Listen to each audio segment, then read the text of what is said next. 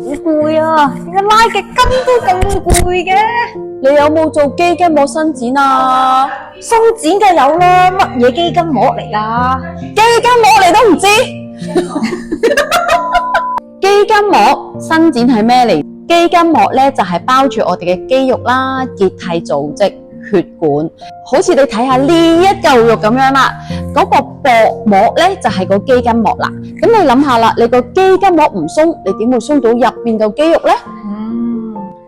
咁即係點樣伸展啊？嗱，我哋咧會透過一啲工具啦，好似滾輪、筋膜球去幫助我哋做肌筋膜伸展嘅。其實點解有時咧我哋會痛啦，或者肌肉痛啦，或者肌筋膜痛啦，就係有成日坐，係啦，啱啊，成日坐啦，又或者成日企，係亦都啱。重複個動作啦，或者受傷啦，都會令我哋肌筋膜咧失去彈性，黏連，或者咧我哋講嘅激痛點啦。係咪即係黐筋？你話係啊？哇！咁如果平時腰痛咧？嗱，其實咧腰痛好多原因啦，咁好多情況咧腰痛咧係反而臀部太緊啦。咁如果小腿咁咧，係咪真係小腿啊？有可能咧係你腳板底啦，扁平足啊或者高足弓啊都會特別容易小腿繃緊嘅。